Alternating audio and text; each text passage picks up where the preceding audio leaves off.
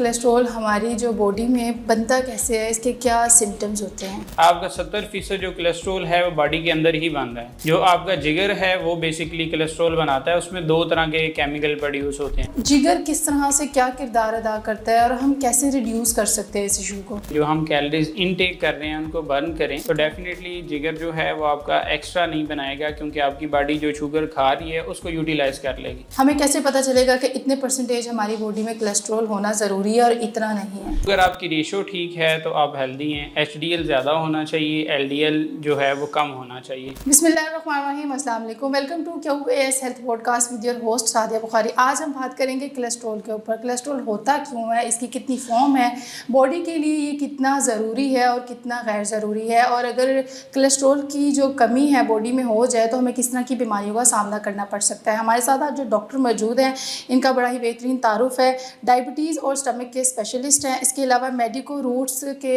इनका हॉस्पिटल हैं, 4 हॉस्पिटल हैं गुजरात में, उसकी चेन लेकर ये चल रहे हैं और स्पेशली आज हमारे साथ ये पॉडकास्ट कर रहे हैं कासिम अली शाह फाउंडेशन में। हम इनसे जानना चाहेंगे। डॉक्टर हाफिज़ अरसलान अहमद हमारे साथ मौजूद हैं। अस्सलाम वालेकुम sir, thank you for being here today. कैसे हैं आप? वालेकुम सलाम जी, अल्हम्दुलिल्लाह ठीक ठाक बेहतरीन।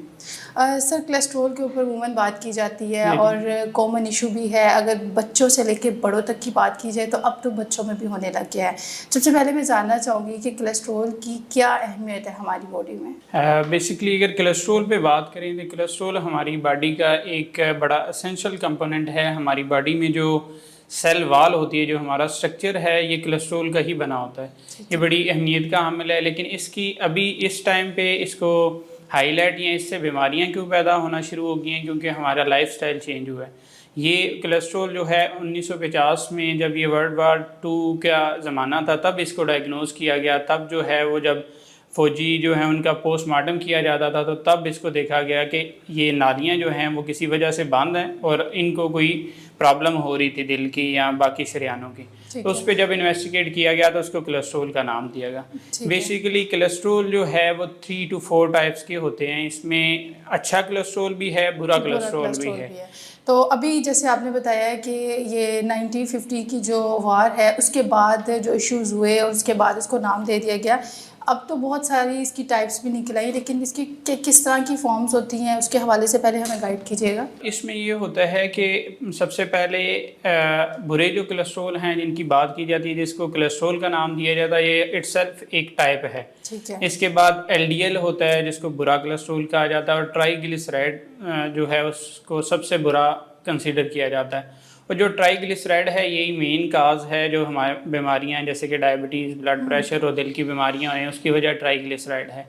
अब अच्छे की बात करें तो उसको HDL कहते हैं। HDL जो है हाई डेंसिटी लिपोप्रोटीन इसको कहते हैं। ये बेसिकली जो नालियों में कोलेस्ट्रॉल जमा हो रहा है उसको वापस लीवर की तरफ लेके आता है, इसलिए इसको अच्छा कहते हैं। और जो LDL होता है वो लीवर से नालियों की तरफ लेके जा रहा होता है और इससे बीमारियां बनती हैं, इसलिए उसको बुरा कोलेस्ट्रॉल कहते हैं। ठीक है। अच्छा, सबसे पहले तो ये बताइएगा डॉक्टर साहब कि कोलेस्ट्रॉल हमारी जो बॉडी में बनता कैसे है, इसके क्या सिम्टम्स होते हैं? अच्छा, इसमें अगर हम बात करें इसके बनने की या इसमें बॉडी में ज़्यादा होने की, ये कैसे है? कुछ लोग सब कुछ खा रहे होते हैं तो उनकी बॉडी में कोलेस्ट्रॉल नहीं बन रहा। कुछ लोग जो हैं वो बड़ी परहेज़ के साथ भी कोलेस्ट्रॉल बन रहा होता है।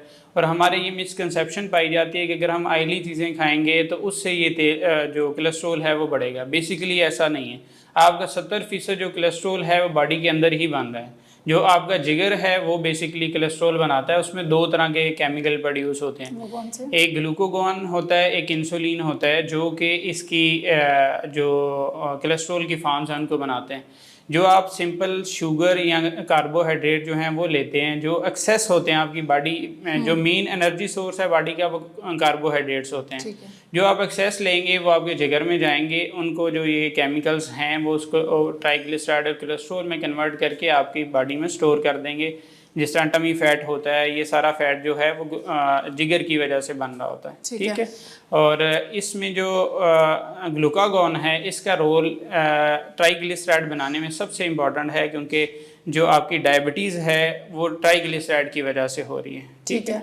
अगर ट्राइग्लिसराइड की मैं बात करूं कि वो कैसे आपकी या क्या क्या आपके नुकसान कर सकता है जो कि बुरा कोलेस्ट्रॉल है, तो वो आपको आपके जो डायबिटीज़ के बीटा सेल्स होते हैं पेंक्रियाज में, उनको डैमेज करता है, उनमें इंसुलिन रेजिस्टेंस बनाता है। आपके ये जो मसल्स हैं ये इंसुलिन रेजिस्टेंस इन पे हो रही होती है बीटा सेल्स के डिसफंक्शन की वजह से और ट्राइग्लिसराइड्स जो है उनकी ज़्यादा होने की वजह से। जब ये होती है तो आपको डायबिटीज़ के रिस्क जो है वो ज़्यादा बढ़ जाते हैं। बढ़ जाता है। और हार्ट अटैक भी शायद इसी वजह की वजह से होते हैं। हार्ट अटैक जो है वो भी क्योंकि जैसे मैंने बताया कि वर्ल्ड वार 2 में देखा गया नालियाँ बंद होती हैं, वो जो ट्राइग्लिसराइड बढ़ जाता है, LDL बढ़ जाता है, तो वो जाके नालियों में डिपॉजिट होना शुरू हो जाता है, जिससे उनकी नर्विंग होती है और फिर ब्लड सप्लाई मुतासर होने से हार्ट अटैक की शक्ल जो है वो बन जाती है। अच्छा, अभी आपने जैसे कोलेस्ट्रॉल के हवाले से बताया कि अच्छे और बुरे कोलेस्ट्रॉल ये होते हैं। अच्छे कोलेस्ट्रॉल के क्या फ़ायदे हैं? जो हमारी बॉडी में जैसे मैंने बताया ट्राइग्लिसराइड बुरा कोलेस्ट्रॉल है, HDL जो है अच्छा कोलेस्ट्रॉल है।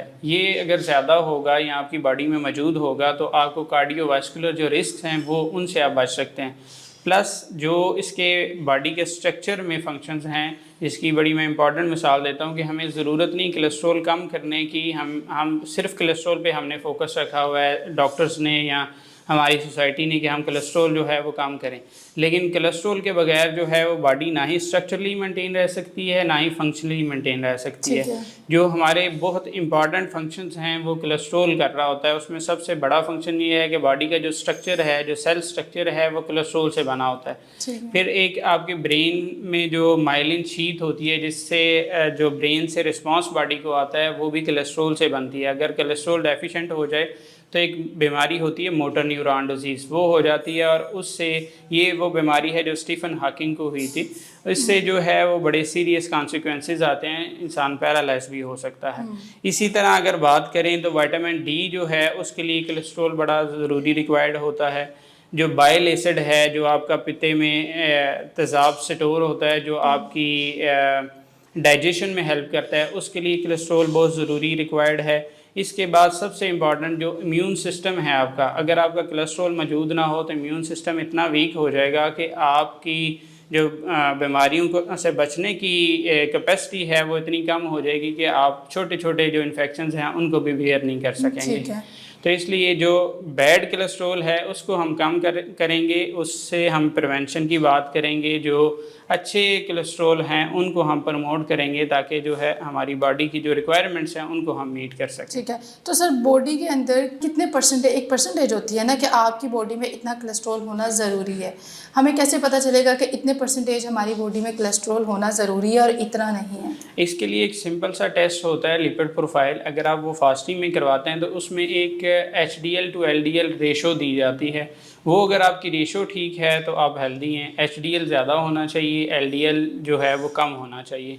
वो एक सिंपल सा बहुत सस्ता टेस्ट है, उससे आप पता लगवा सकते हैं कि आपकी बॉडी में कितना है। अच्छा सर, बहुत सारे लोग जो है ना मल्टीपल मील्स भी खाते हैं और बहुत सारे जंक फूड भी खाते हैं, लेकिन वही बात होगी उनको पता नहीं होता। अब कुछ ऐसी वेजिटेबल्स भी हैं जिनकी वजह से कोलेस्ट्रॉल बहुत ज़्यादा हो जाता है। आप क्या रिकमेंड करते हैं कि कौन सी ऐसी वेजिटेबल्स हमें खानी चाहिए, किन से अवॉइड करना चाहिए, और कौन से हमें जो जंक फूड स्पेशली हैं उनसे किस तरह से बैलेंस रखना चाहिए? जैसे मैंने पहले जिक्र किया कि क्योंकि 70% आपकी बॉडी के अंदर कोलेस्ट्रॉल बन रहा होता है, तो हमें वो चीज़ें खानी है जो एक्स्ट्रा शुगर या एक्स्ट्रा कार्ब्स जो है वो आपकी बॉडी को ना दें। ठीक है। इससे जो है वो आपका लीवर जो है वो ट्राइग्लिसराइड्स और LDL नहीं बनाएगा, उससे आपकी बचत हो जाएगी। इसकी अगर मिसाल दें तो सबसे बड़ा इसका सोर्स है चीनी, शुगर जो है। हम मीठा बहुत पसंद करते हैं। उसकी मिसाल ये है कि हमारी सोसाइटी में अगर देखें तो जो बेकरीज बन रही हैं, जो मीठे की हैं शॉप्स हैं, वो इतनी ज़्यादा बन रही हैं और इतनी ज़्यादा स्प्रेड हो रही हैं, हम लोग इतना इसको पसंद करते हैं। लेकिन उसके अगर स्टडी करेंगे तो डायबिटीज़ में एक बहुत बड़ी वजह जो है ये वो जो बेकरी आइटम्स हैं उनकी जो शुगर है वो है। अगर दूसरी बात करें तो जो आपकी ब्रेड और ये बेकरी की आइटम्स हैं उनमें 90% तक जो है शुगर पाई जाती है। वो जो शुगर है वो भी आपको कोलेस्ट्रॉल आपका बढ़ा रही है, इंसुलिन रेजिस्टेंस बढ़ा रही है, जिससे आपके कार्डियोवैस्कुलर रिस्क होंगे। इसी तरह अगर हम घर में गंदम की बात करें जो कि हम आजकल खा रहे हैं, तो गंदम एक बहुत बड़ा सोर्स है। बाकी जो सोर्सेज हमने जिक्र किए इसमें हम फिर भी लिमिटेड हैं, हम इसको ओकेजनली इस्तेमाल करते हैं। लेकिन जो आपकी रोटी है उसमें 70% तक शुगर होती है। वो जो शुगर है वो आपके बॉडी में जाती है, जाके उसको कोलेस्ट्रॉल में बदलती है, आपका जिगर बदलता है। क्योंकि हमारी जो बॉडी की रिक्वायरमेंट है, आज से कुछ टाइम पीछे जाएं तो हम फिज़िकली एक्टिव थे, अभी जो है वो टेक्नोलॉजी की वजह से इतने ज़्यादा सोर्सेज हैं हमारे पास कि हमारे चलने का भी टाइम नहीं है, हमारी जो एक्टिविटी है वो 500 कदम से भी कम हो चुकी है। तो वो जो रोटी आप खा रहे हैं वो यूटिलाइज ही नहीं होती, वो जैसे यूटिलाइज नहीं होगी तो उसने फैट की फॉर्म में स्टोर होना है। ठीक है। तो ये जो 3-4 मेन सोर्सेज हैं इनको हमें अवॉइड करना चाहिए। इसके बाद जो कॉमन सोसाइटी में मिसकंसेप्शन है कि जो तली हुई चीज़ें हैं उससे होता है, तली हुई चीज़ों की कैटेगरी है उससे ज़रूर होता है। अगर आप देसी घी का इस्तेमाल करें तो उससे आपको कोलेस्ट्रॉल नहीं बढ़ेगा, ठीक है। अगर आप जो बीज ऑयल हैं और जो स्पेशली जो आपकी रेडियाँ लगी होती हैं जिस पे गंदा ऑयल जो है वो कई कई महीनों का ऑयल इस्तेमाल हो रहा होता है, उनसे ज़रूर ये भी बढ़ता है। साथ ही साथ उसमें जो रीहीट होने की वजह से जो फ्री रेडिकल्स बन रहे होते हैं वो कैंसर की भी एक बहुत बड़ी वजह है, ठीक है। वो ऑयल हमें अवॉइड करना है, लेकिन देसी घी या जो कैनोला ऑयल है उसका इस्तेमाल करें तो उससे ये आपकी बॉडी में नहीं बढ़ेगा, आप उसका इस्तेमाल ओकेजनली कर सकते हैं। अभी आपने जिगर की बात की है तो मैं ये भी जानना चाहूँगी कि अभी तो चूँकि ये कॉमन एक बहुत बड़ा इशू बन गया है कि अगर आप किसी 25 भी किसी की एज होगी तो वो टेस्ट करवाने जाएगा कि कोलेस्ट्रॉल बढ़ा हुआ है। तो जिगर किस तरह से क्या किरदार अदा करता है और हम कैसे रिड्यूस कर सकते हैं इस इशू को? इसमें हम अगर अपनी डाइट पे ख्याल रखें और अपनी फ़िज़िकल एक्टिविटी जो है उसके मेंटेन करें, जो हम कैलोरीज इनटेक कर रहे हैं उनको बर्न करें, तो डेफिनेटली जिगर जो है वो आपका एक्स्ट्रा नहीं बनाएगा, क्योंकि आपकी बॉडी जो शुगर खा रही है उसको यूटिलाइज कर लेगी। ठीक है। जैसे हमारी यंग जनरेशन भी है वो भी फ़िज़िकल एक्टिविटी ज़ीरो है, लेकिन खाने के लिहाज से वो सोचते हैं कि अभी हम यंग हैं तो वो ज़्यादा खा लेते हैं, तो डेफिनेटली उनका भी बढ़ेगा। इसमें एज की कोई शर्त नहीं है, आजकल बच्चों में भी ये मसला मौजूद है। और हम तो वैसे भी चॉकलेट खिलाकर कहते नहीं बच्चों का दिमाग तेज होता है, शुरू से ही हम चॉकलेट के आदी बना देते हैं बच्चों को, जिसकी वजह से वो फिर मीठे के आदी होते हैं और ये सारे मसाइल जो है हो जाती हैं। अच्छा सर, डाइट के हवाले से बात करेंगे कि हमें किस तरह का अपना जो ब्रेकफास्ट है वो क्या होना चाहिए, लंच क्या होना चाहिए, डिनर क्या होना चाहिए, ताकि हमारी उसमें डाइट भी बैलेंस्ड रहे और कोलेस्ट्रॉल के इश्यूज भी ना हो। आइडियल तो ये है कि हम जो ये पहले हमने चीज़ें की हैं जिनकी वजह से कोलेस्ट्रॉल बढ़ रहा है उनको तो मैक्सिमम अवॉइड करें, ये सबसे बेस्ट है। लेकिन जो सिंपल फार्मूला है, आपकी फ़िज़िकल एक्टिविटी कितनी है उस हिसाब से आपने ख़ुद अपना मील डिज़ाइन करना है। अगर आप बात करें कि हमें मॉर्निंग में रूटीन में कौन सा इंग्रेडिएंट लेना चाहिए, तो उसके लिए एग जो है बहुत अच्छा सोर्स है। आप स्मॉल अमाउंट में मल्टीग्रेन आटा की रोटी ले सकते हैं। गंदम को अवॉइड करें क्योंकि गंदम में बहुत ज़्यादा शुगर पाई जाती है, मल्टीग्रेन आटा को इस्तेमाल कर सकते हैं। इसके अलावा आप मॉर्निंग में जो है कोई फ्रूट खा सकते हैं। जूस की तरफ कभी ना जाएं, जूस जो है उसमें बहुत हाई अमाउंट ऑफ शुगर होती है जिससे फिर आपका कोलेस्ट्रॉल बनेगा। ठीक है। इसी तरह अगर लंच की बात करें तो सलाद का ज़रूर इस्तेमाल किया जाए। सलाद जो है वो इन चीज़ों से भी बचाएगा, और जो मल्टीविटामिन आपकी बॉडी में आजकल, क्योंकि हमारी डाइट ऐसी है उसमें सारी चीज़ें पूरी नहीं होती, तो उनकी कमी को भी पूरा करेगा। ठीक है। इसी तरह उसके साथ जो है वो जो दालें और चने वगैरह हैं उनका इस्तेमाल किया जा सकता है। और शाम को आप ले सकते हैं कोई मल्टीग्रेन आटा की रोटी अपनी फ़िज़िकल एक्टिविटी के मुताबिक, कि आपकी जितनी एक्टिविटी है उतना जो है अमाउंट में उसको खाएं। ठीक है। इसमें 70% जो WHO की रिकमेंडेशन है उसके मुताबिक आपका 70% जो है कार्बोहाइड्रेट भी कवर हो जाएंगे, लेकिन इसमें कम्प्लेक्स कार्ब्स होंगे। जैसे आपका सलाद है तो उसमें ऐसा कार्ब्स होते हैं जो आपकी बॉडी डाइजेस्ट नहीं कर सकती, वो फाइबर की फॉर्म में होते हैं, तो फाइबर भी आपका पूरा हो जाएगा, कार्बोहाइड्रेट भी पूरे हो जाएंगे। अगर आप एग और ये दालें और फिर थोड़ी अमाउंट में गोश्त वगैरह भी इस्तेमाल कर रहे हैं तो आपकी डेली प्रोटीन की जो रिक्वायरमेंट है वो भी पूरी हो जाएगी। तो ये एक बैलेंस डाइट आपके लिए हो सकती है, लेकिन इसमें ज़रूरी है कि अपनी जो फिज़िकल एक्टिविटी है उसको ज़रूर मेजर करें कि आप कितना खा सकते हैं। और एक्सरसाइज जो है वो बेहद ज़रूरी है, जैसे अभी आपने स्टार्ट में मिड में भी बताया कि हम एक्सरसाइज नहीं करते हैं, ये बड़ा इशू होता है।